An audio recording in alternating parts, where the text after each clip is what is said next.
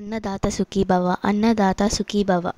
देवराज्यसेव्यमानपावनाङ्घ्रिपङ्कजं व्यालयज्ञसूत्रबिन्दुशेखरं कृपाकरं नारदादियोगिवृन्दवन्दितं दिगम्बरं काशिकापुरादिनाथकालभैरवं भजे।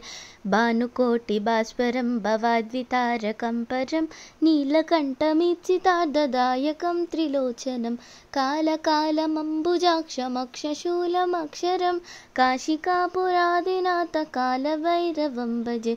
शूलटङ्कपाशदण्डपाणिमादिकारणं श्यामकायमादिदेवमक्षरं निरामयं भीमविक्रमं प्रभुं विचित्रताण्डवप्रियं काशिकापुरादिनाथकालभैरवं भजे। भुक्तिमुक्तिदायकं प्रशस्तचारुविग्रहं भक्तवत्सलं स्थितं समस्तलोकविग्रहं विनिक्वनन्मनोज्ञहेमकिङ्किनीलसद्गतिं काशिकापुरादिनाथकालभैरवं भजे।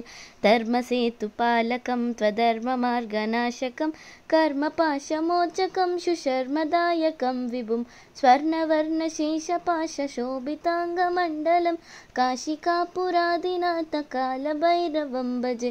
रत्नपादुकाप्रभाभिरामपादयुग्मकं नित्यमद्वितीयमिष्टदैवतं निरञ्जनं मृत्युदर्पनाशनं करालदंष्ट्रमोक्षणं काशिकापुरादिनाथकालभैरवं भजे।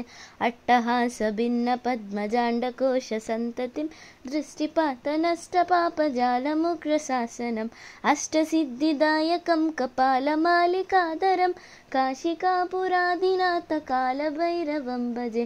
भूतसङ्गनायकं विशालकीर्तिदायकं काशीवासिलोकपुण्यपापशोधकं विभुं नीतिमार्गकोविदं पुरातनं जगत्पतिं काशिकापुरादिनाथकालभैरवं भजे। कालभैरवाष्टकं पठन्ति ये मनोहरं ज्ञानमुक्तिसाधनं विचित्रपुण्यवर्धनं शोकमोहदैन्यलोभकोपतापनाशनं ते प्रयान्ति कालभैरवाग्निसन्निधिं नराध्रुवं ते प्रयान्ति कालभैरवाग्निसन्निधिं नराध्रुवं ते प्रयान्ति कालभैरवाग्निसन्निधिं नराध्रुवम्।